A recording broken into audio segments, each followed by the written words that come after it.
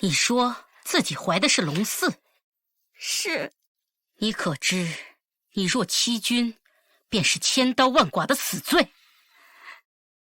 臣女知道，臣女家教严明，恪守安良恭顺，若不是蒙了圣恩，臣女万万不敢逾矩，更不敢将九族安危置之脑后。朕都未曾见过你，胆敢口出妄言，污蔑于朕。2个月前，陛下酒醉于廷芳院，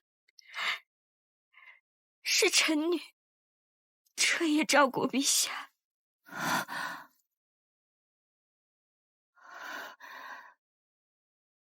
皇帝，可有此事？嬷嬷，太后刚下人传话。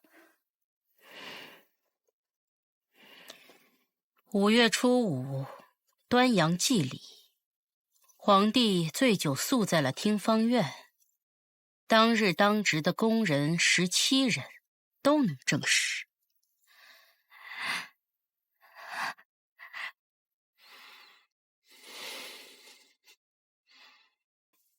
母后，他腹中到底是何人血脉？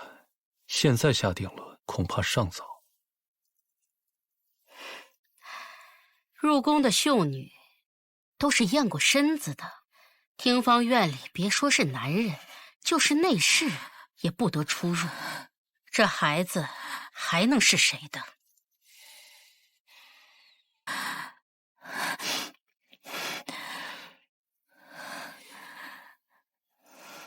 臣妾身体有些不适，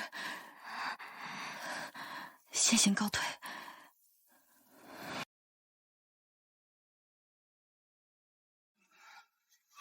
女子演奏破阵曲，自开朝以来，仅有过1次。你这无可救药的混血，去死吧！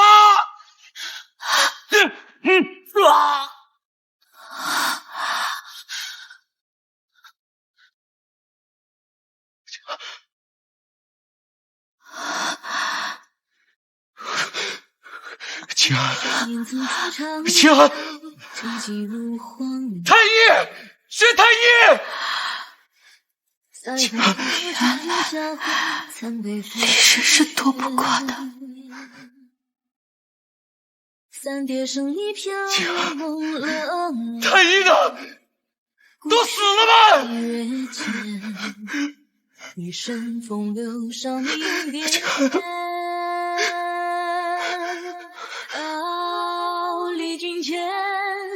应完成雪明月苍鹭白马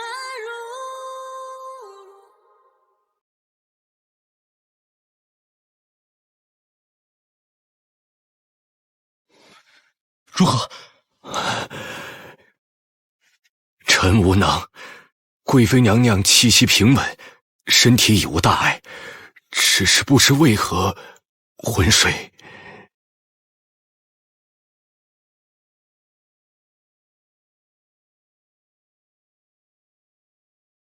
昏睡，梦中。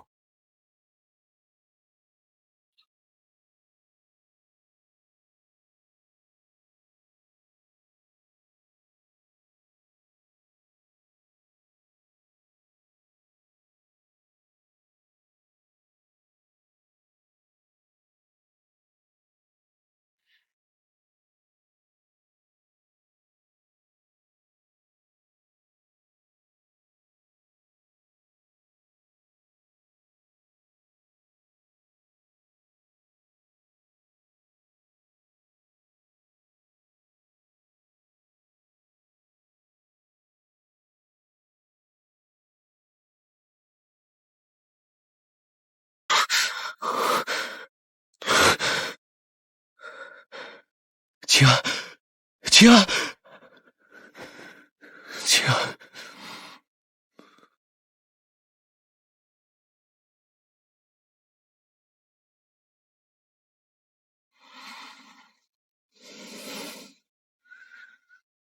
那些不容你的，抹去便是。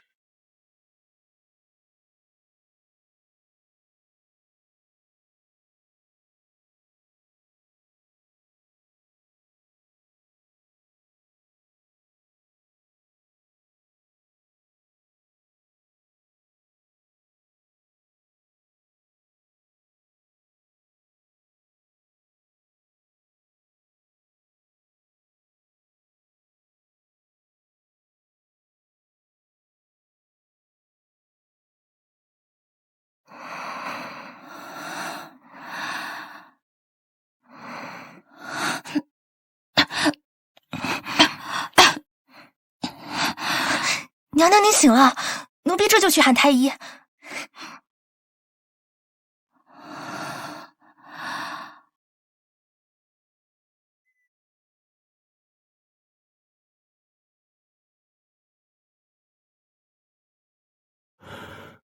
那日您并未伤到要害，只是脑部受创，九死一生，幸得娘娘您吉人天相，差之毫厘，性命无虞，只需按时服药，不日便可痊愈。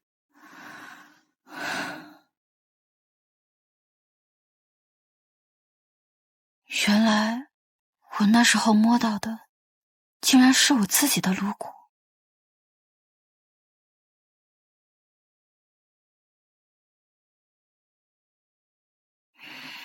碧桃，陛下呢？怎么没见他人啊？陛下他……陛下人呢？你慌什么？陛下怎么了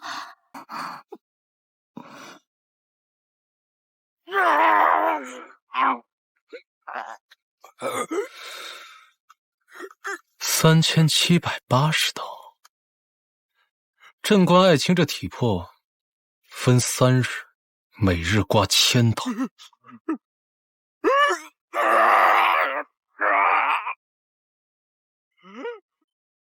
可肉太少了，恐夜里凉。要不要朕给你送个暖炉烤烤啊？求陛下给我个痛快！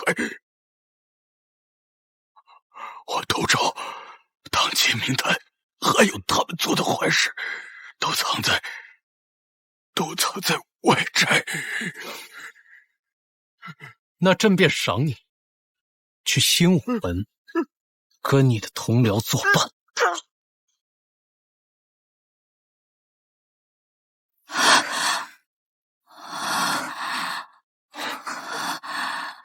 凤之琳，你这是在做什么？送他回去。是，娘娘得罪了。娘娘，凤之琳，娘娘，不走！凤之琳，凤之琳，你在干什么？凤之琳，凤之琳，凤之琳！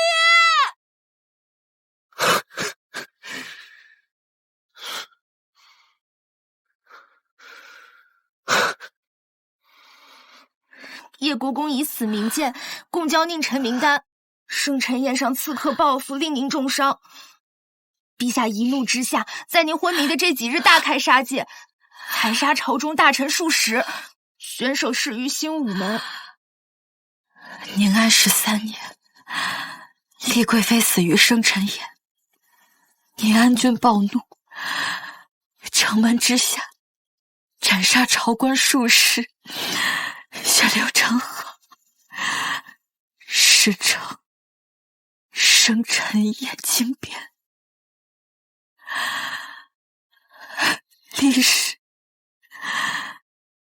原来历史一直都没有改变。这场生辰宴是我和凤之琳一手策划的。原来这场历史的主谋是我。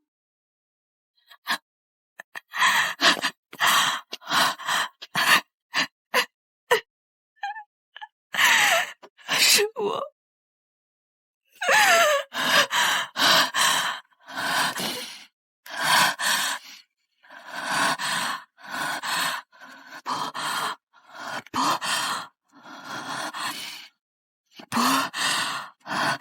不行，我得回去找他。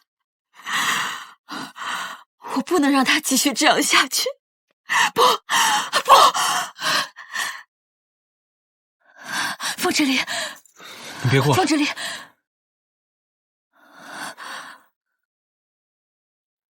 凤之琳，是我。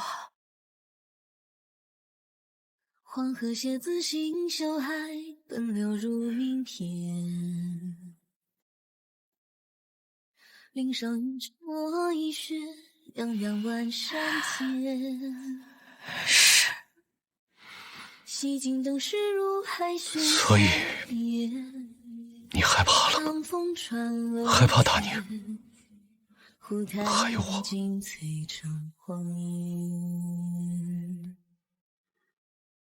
少年曾初尝闻道，寂静于荒野。彩虹偶是卷下魂，我害怕。深雪。三叠胜利缥缈，怕你想不开。我怕你因为无用之该死的人失了分寸，伤了自己。怕你妄自菲薄，推开我，不要我。姐，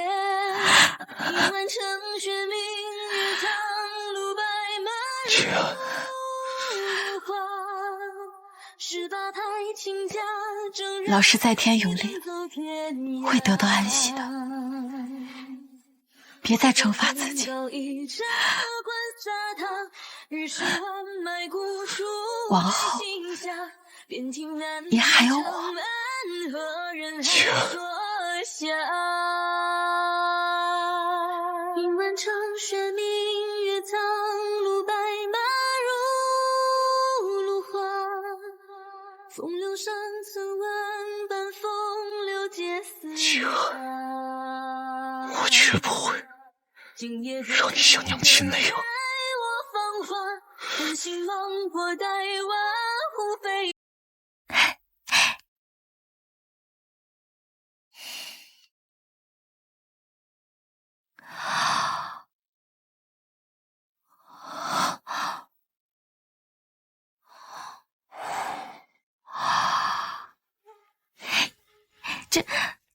这些古卷，就算是在大宁朝也很难集齐的。你是怎么搞到手的？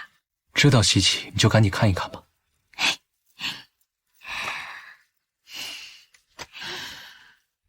陛下真好，多谢陛下。还有什么想要的？宣朕失传的彩宣，撒上金箔的。德政的玉白瓷，最好是双耳屏的那种。据说啊，存量少得可怜。还有，大宁前阵子刚出土的相面龙纹鼎。鼎不行，鼎太重了，你带不走。啊，我是随口说说的，不管多轻多重，我都带不走。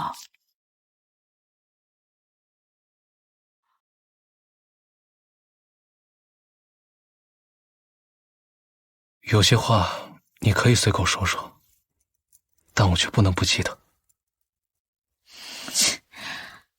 净说些好听的话哄我开心，那我还觉得你身上这件龙袍的花纹还挺好看的。你干什么？我开玩笑的。你这是做什么呀？哎，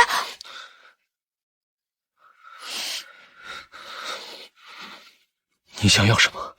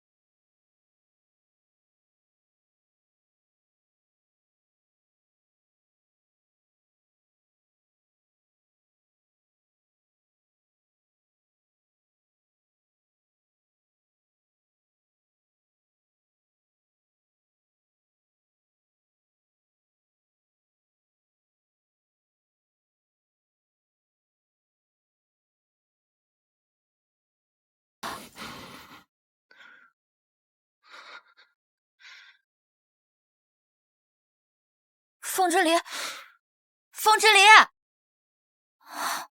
怎么回事？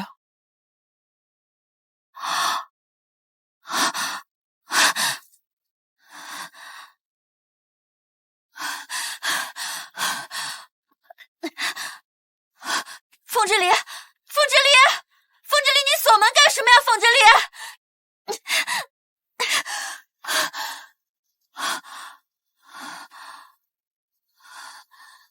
不对劲。凤之离，凤之离，你放我出去！凤之离，凤之离，凤之离，凤之离。这几日我在地宫中翻遍娘亲遗物，在深处找到了这个。师父当年推算所得，七星连珠，天狗吞月，或有机缘，可穿越天机星辰。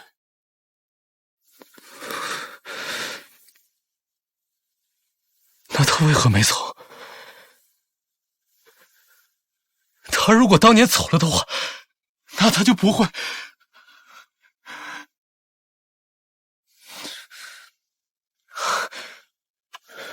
灵山，你告诉我，他明明可以躲过那些灾祸的，他可以回到故土，他为什么没有回去啊？师父走时却曾说过，是夫人自己选择留下的。他说：“此心安处，事无相。”有你在，娘亲哪儿也不去。娘亲会永远陪着你。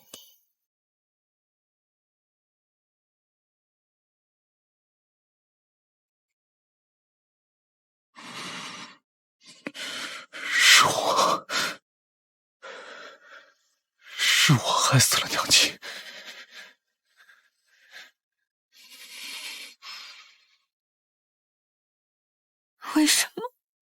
为什么他那么好的人会落得这种下场？凤之离，我不喜欢大宁了。够了，我不能让他也后悔。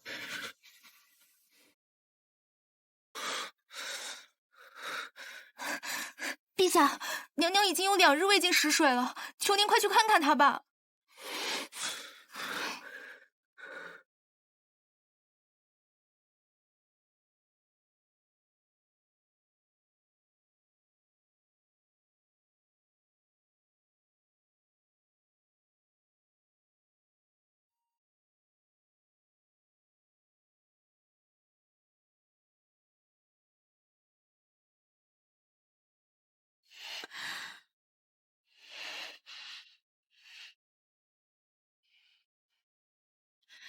凤之离，你到底要关我到什么时候？你重病未愈，需要好好休息。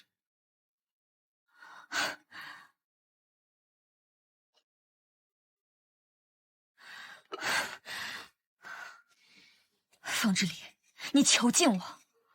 坐下。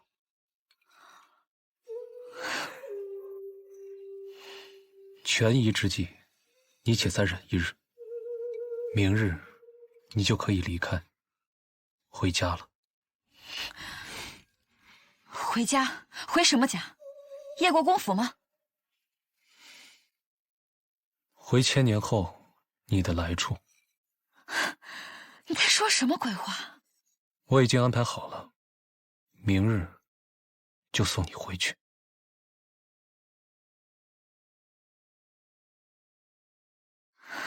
荒谬！穿越时空，跨越1000年，你说回去就能回去？我自有办法。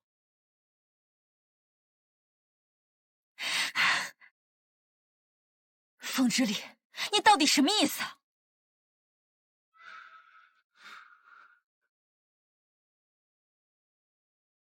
我后悔了。什么？当年我留下母亲，可最后呢，是我强留害死了她。这里本就没有什么值得留恋的，你们本应抛开一切，离开这里。是我私心强留，才让你们立于危墙之下，险象环生。这是我自己的决定，是生是死，我都愿意承担。可我不愿意，我已经害死了娘亲，难道如今还让我害死你吗？如今的情形已经跟之前不同了，叶庭娟已经死了。啊，没什么不同，杀了他的不是一人，而是整个石室。一人可杀，众人皆可杀。可是静安，你告诉我，纵使我是万民之主，我又如何能对抗这石室？啊！我已命史官记载，厉贵妃于宁安13年，触怒长公主，暴毙于生辰宴上。日后，大宁再无厉贵妃一事。明日，我便送你回家。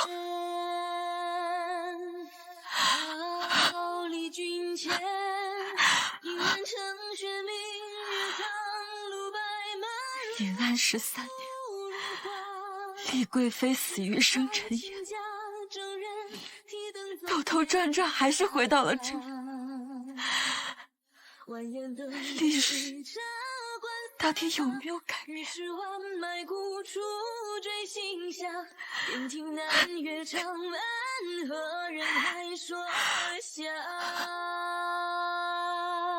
饮完成雪，明月苍鹭，白马如芦花。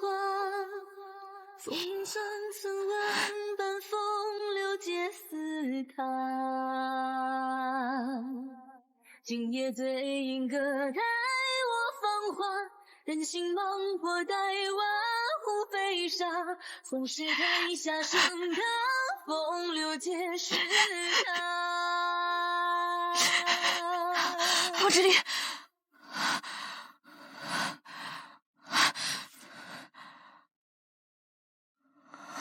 我回来了。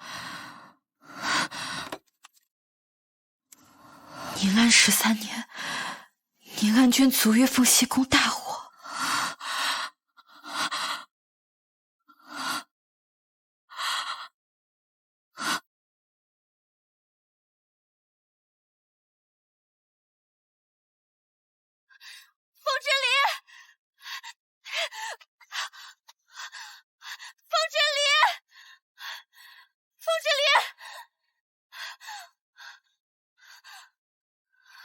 凤之离，不要啊！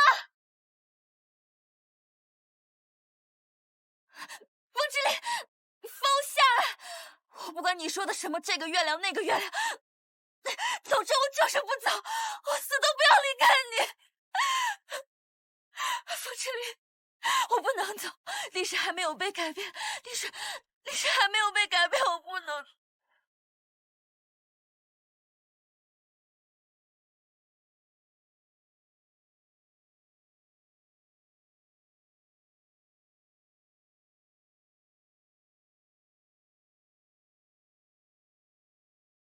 没关系，历史改变不了也没关系，只要你来过，我就已经感念余生了。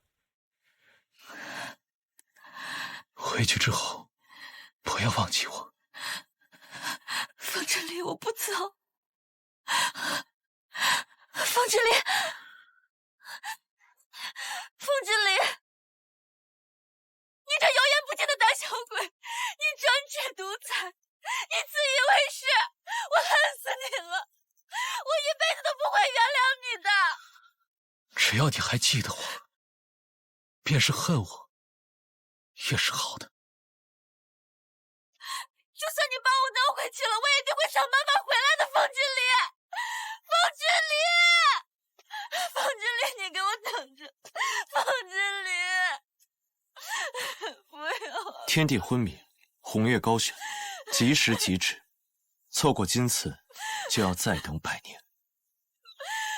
凤之离，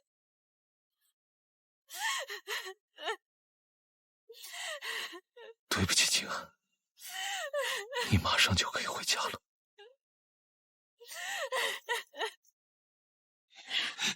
糟糕！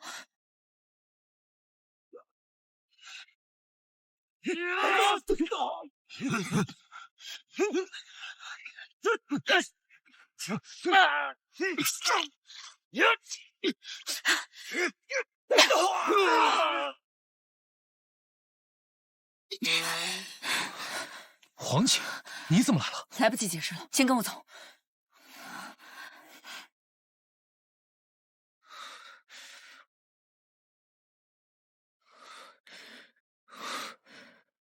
黄姐，你为何会去伏羲庙？金安给我传了字条，说涉世娘亲的身世，让我今日跟踪你。你真当我不知？这么多年，你一直都在调查娘亲的案子。生辰宴上，叶国公血溅当场，10余位辅国大臣被枭首示众。你日日泡在念心阁，打探什么七星连珠、天狗吞月。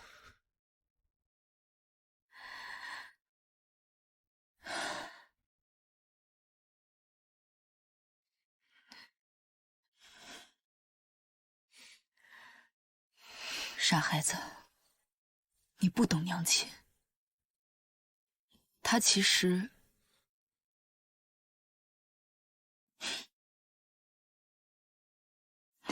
从来就没有后悔过。娘，芳儿，不要难过，你和弟弟一定要相互扶持，互相爱护。娘，你别走！小公主，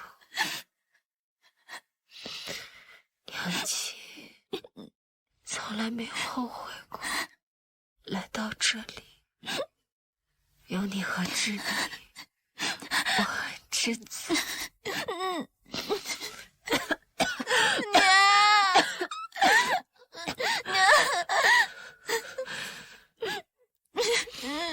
儿曹子飞洒于原野，我将死于野火，静候春归。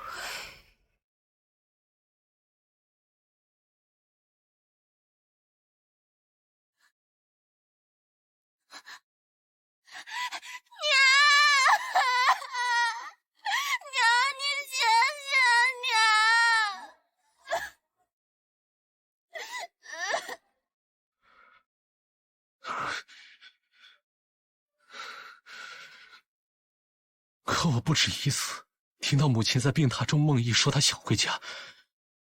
她虽无怨尤，可她不曾后悔吗？你这么想，才是真的看清她了。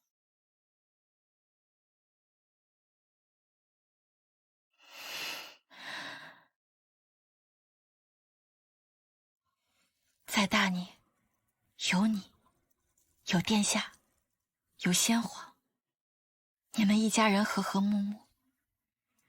他守着真正之人，为心而活，又怎么会后悔呢？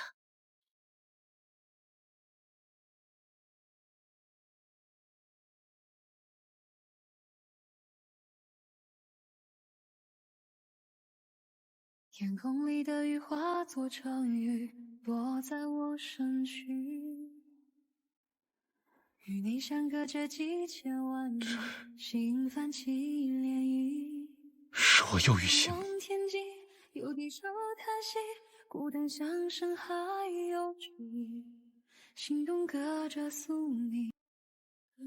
当月亮引起汹涌潮汐，我试图靠近，却跨不过命运的距离，被隔绝海域。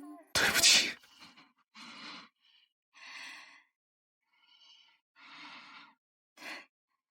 傻子。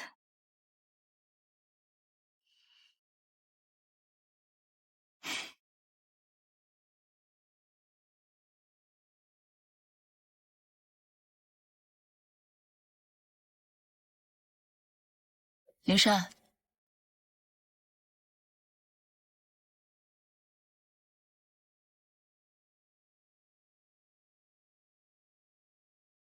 殿下受伤了，可是伏羲庙出了什么岔子？是伏击。所谓穿越天机的法门，从头到尾就是一个圈套。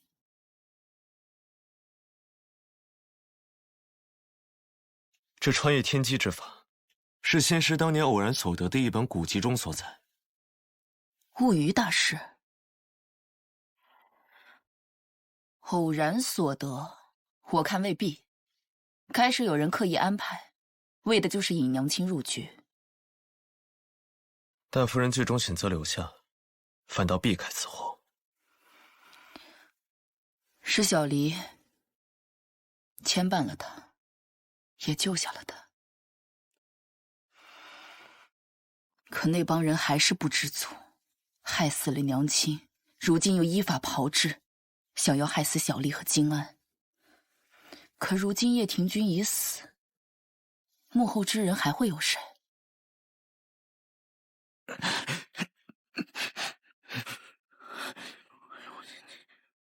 废话！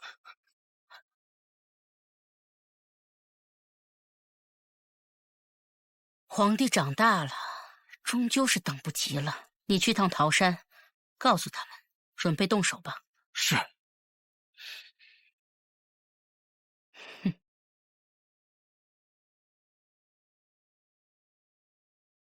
那本古籍长什么样子，你可还记得？它就是寻常的样子，实在没什么特别，记不清了。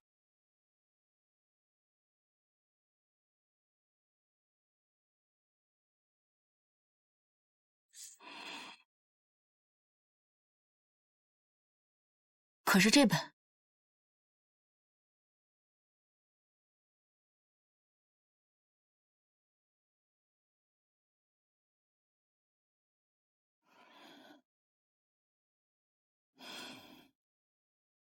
我要大婚了。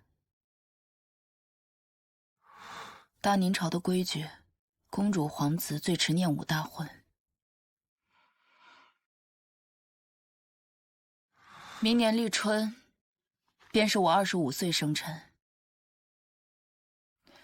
灵珊，这些年我与你的攀缠纠结，到底是有期限的。你以后别再送我桂花糕了。为何？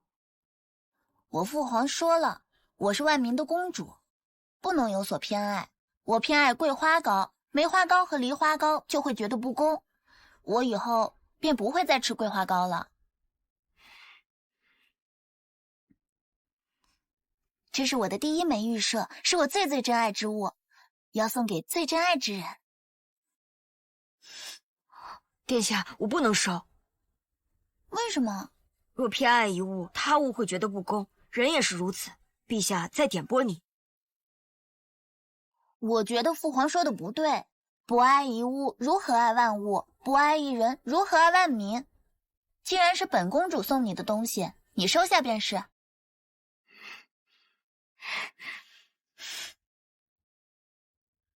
我是万民的公主，不能无限期的陪你消磨下去。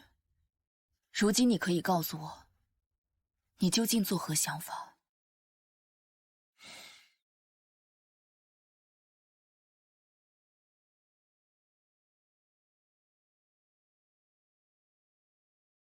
夜深了，公主早些回去歇息吧。这便是你的答案。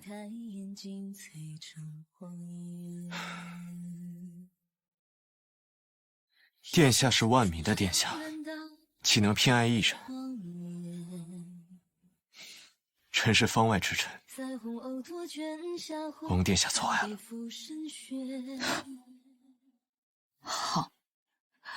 好一个方外之臣！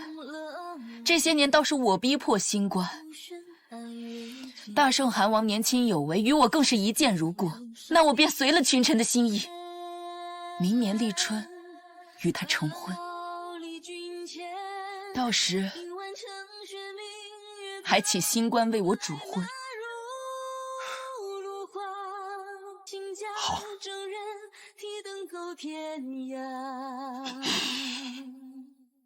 蜿蜒登高一茶馆洒于是蓝埋骨处坠心下，便听南岳长安和人海说笑。既然如此，那我们做个了断吧。你把我的玉舍交还我，这平安符我也物归原主。这符既已有公主平安，便是无用之物，殿下不必返还。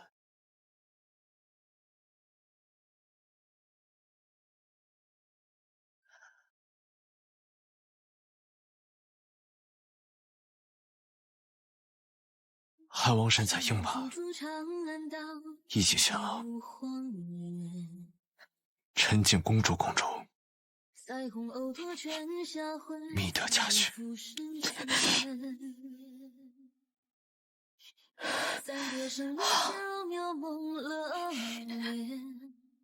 从此你我缘尽于此，再无瓜葛。历尽千里万丈雪，明月唐路，白马如花。风流上层万般风流皆似他。今夜醉饮歌台我芳华，人心猛破待瓦湖飞沙。不是台下盛唐，风流皆是他。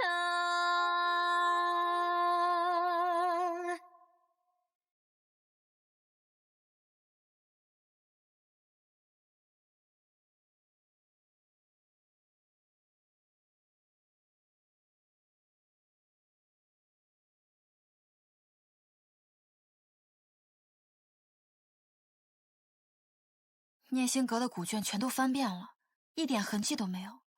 难道我们猜错了？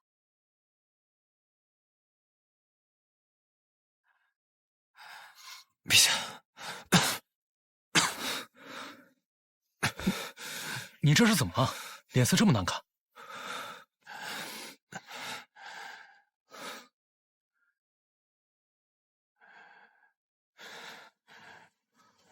昨夜我梦见我师父了。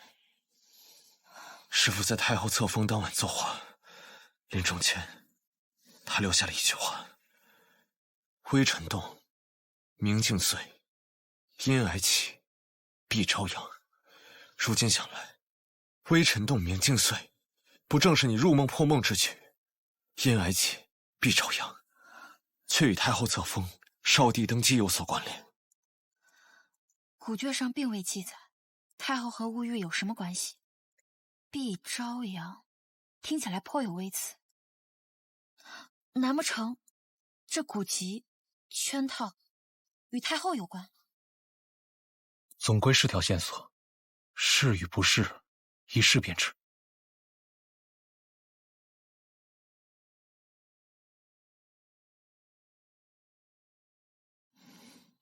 母后，这么晚，皇帝怎么来了？儿臣给您送来了安神汤。母后，您常年在碧霞寺礼佛诵经，想来儿臣也不曾服侍在您身侧，今日有空，特来陪陪母后。你有心了。我来为母后梳头。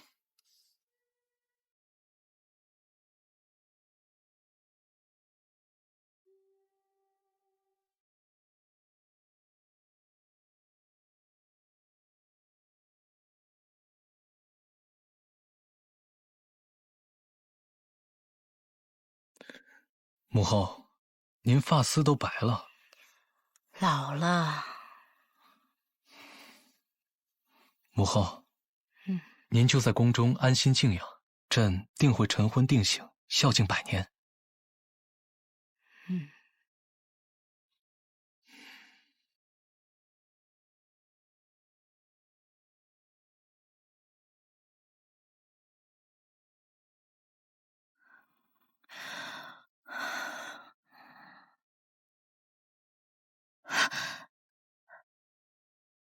怎么样，入梦了吗？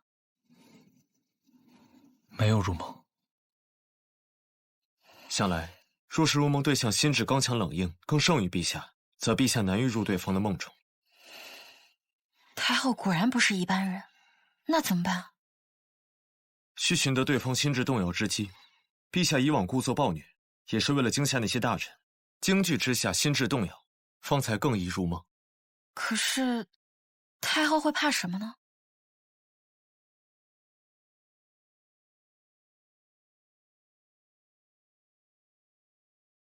师傅他怎会知晓太后的软肋？穿越天机之法，毕竟是乌玉大师献给娘亲的，想必他应该知道些什么。可师傅他一介方外之人，怎会涉足后宫之事？是不是打开墓穴不就知道了吗？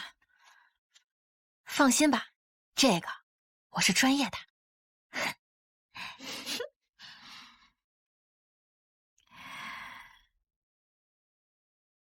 墓呢？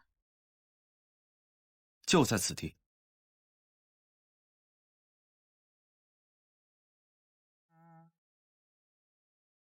啊？不立坟冢，不留铭文，这便是我们的传承。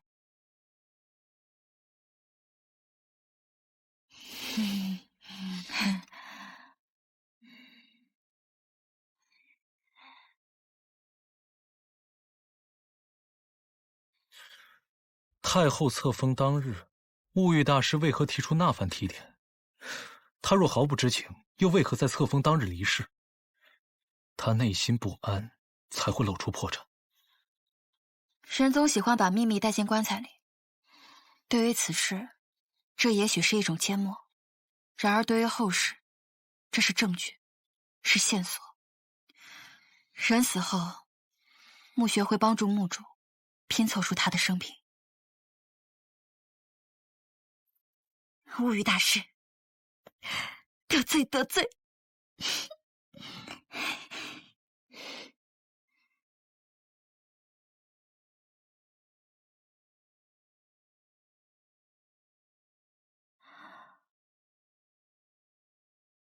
师傅，竟然有个孩子！什么叫动情生育之际，便尽无间幽冥啊？灵山星官，你们这门功夫是不能动情生育的。我之前怎么从没听你提过？你这是，皇姐知道吗？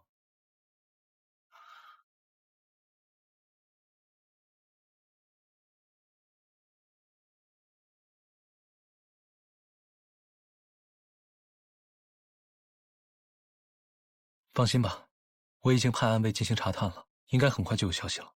禀陛下，属下前日奉命前去太后娘娘每年诵经祈福的碧霞寺查探。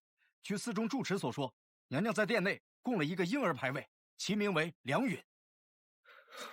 梁允，这不正是乌玉大师信中提到的那个被生母手刃的孩子？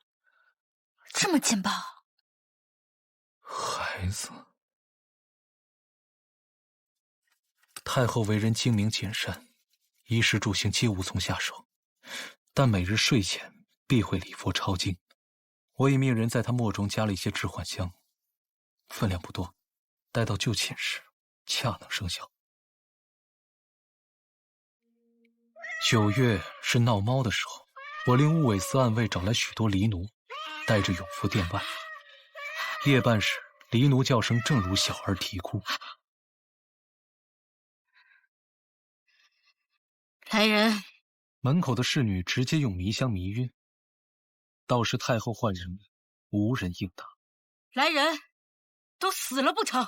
如此一夜，定能破其心防。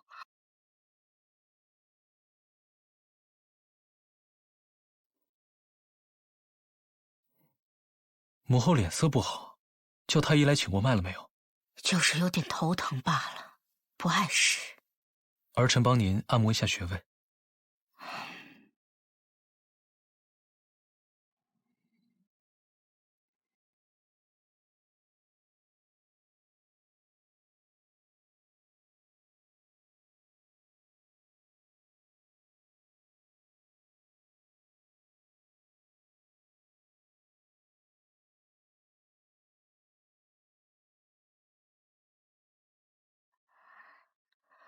姐姐不要说这么不吉利的话，两位殿下年纪尚幼，还需要姐姐照顾。这没什么不吉利的，人总是要死的。哎，风之恋，你是不是疯了？这里是太后的梦境，假如她看到你的脸，这个梦境就坍塌了。你也太莽撞。可是我从来都没有梦到过他，从来没有。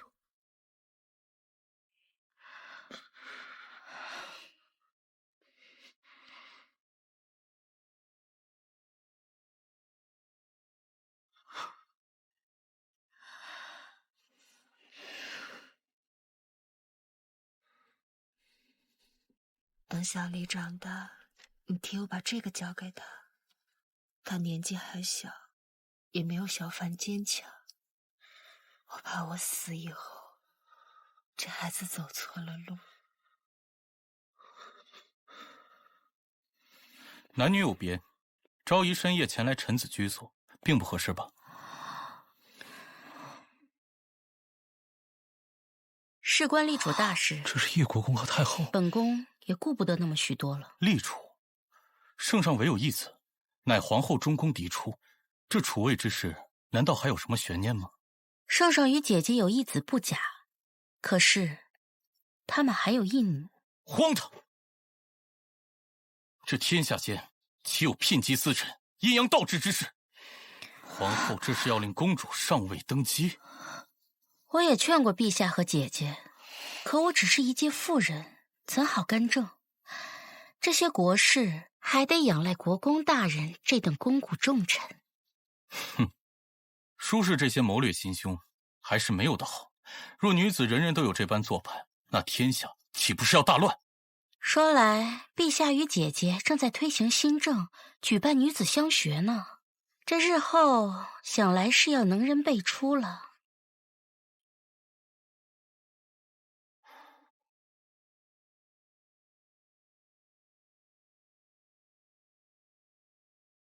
吾皇万岁万岁万万岁！太后娘娘千岁千岁千千岁！此次诛灭暴君凤之离，扬其卿家功不可没。赏。谢太后。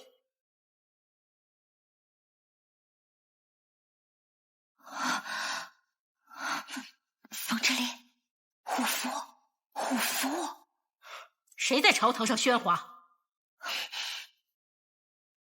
谁呀？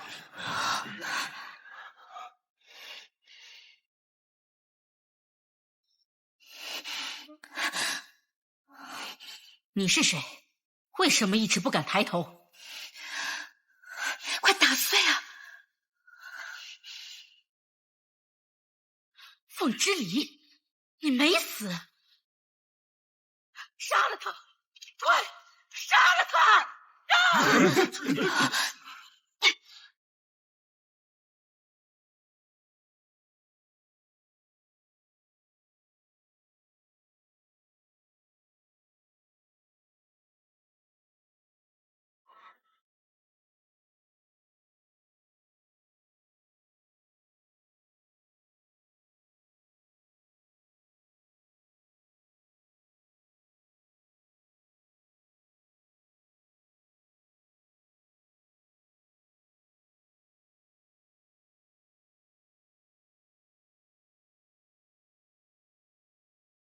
天空里的雨化作成雨，落在我身躯。与你相隔着几千万里，心泛起涟漪。不担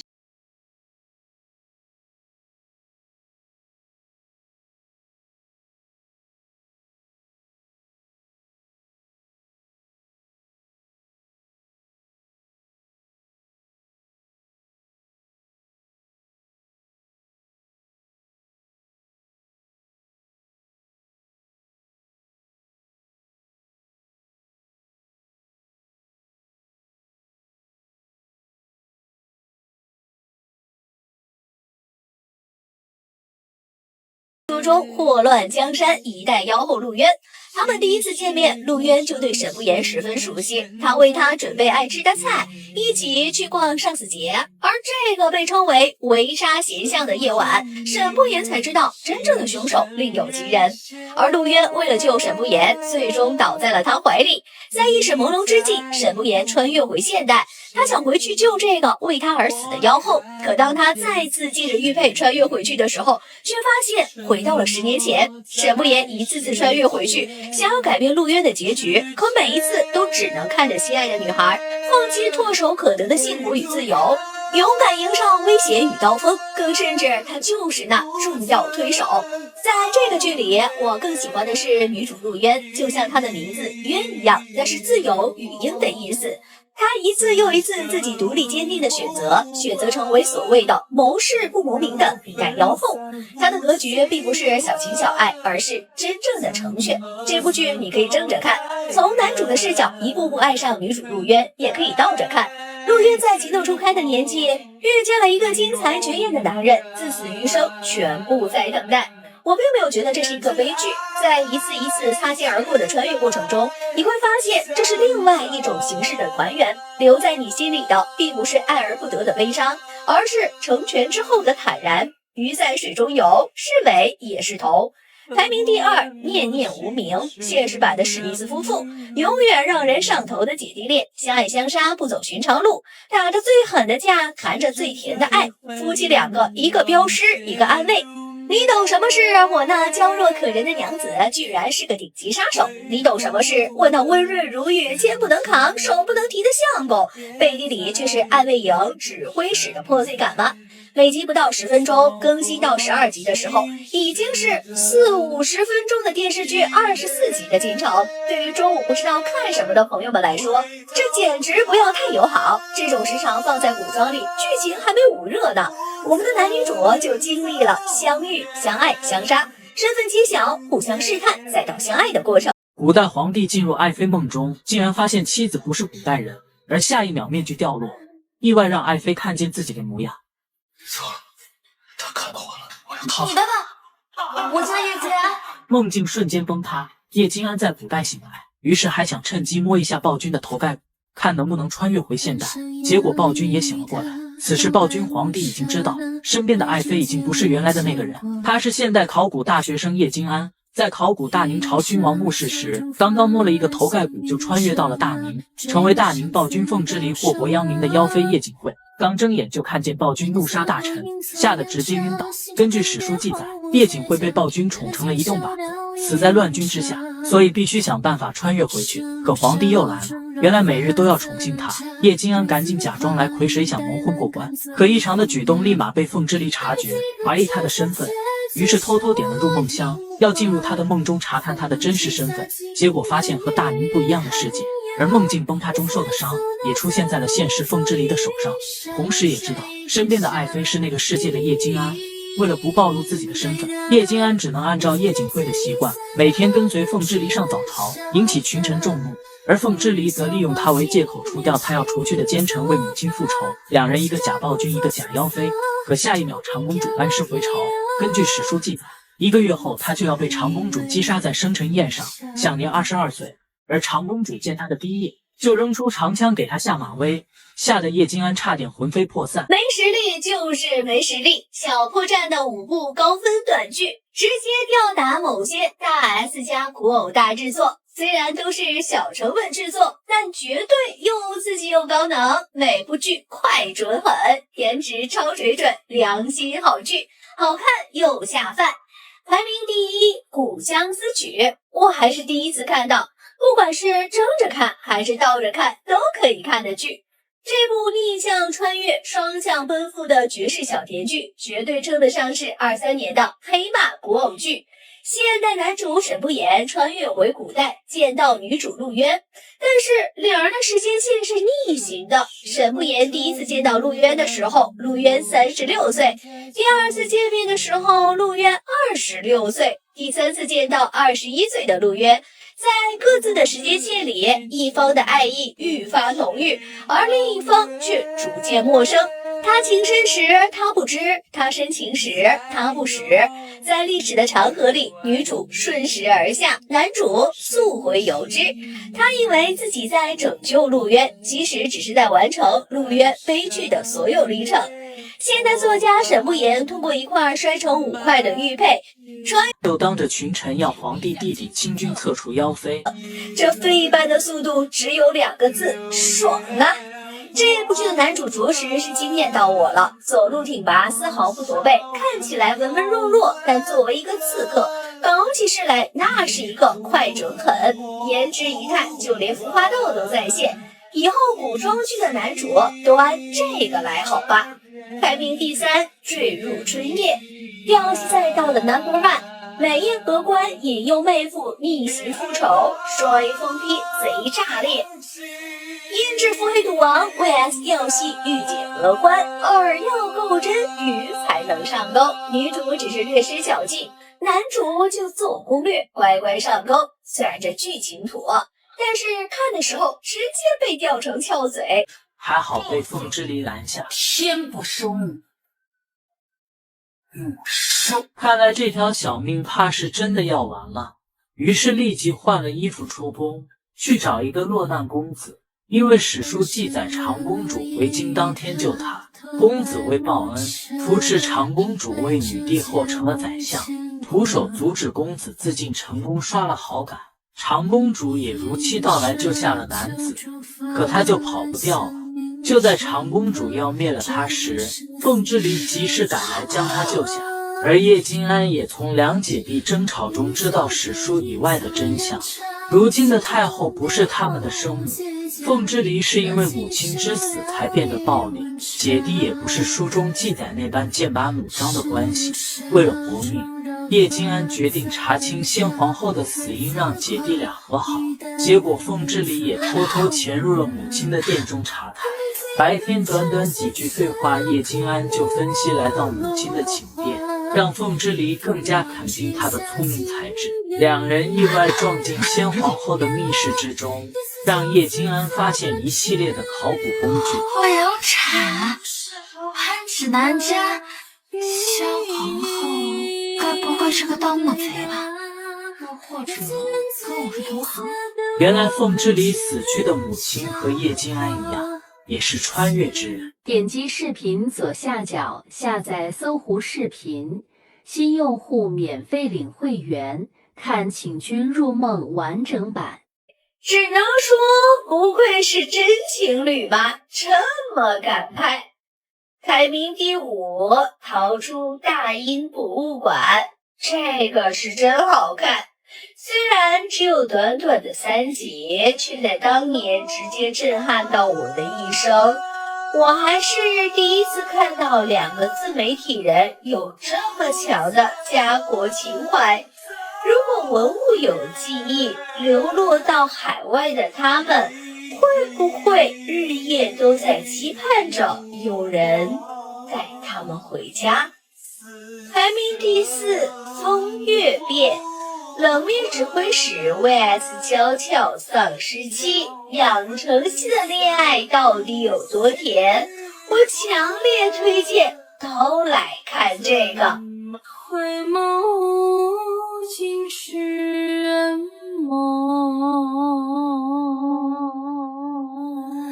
带上浓妆好戏开场，台上悲欢皆我独吟唱，翩若浮云中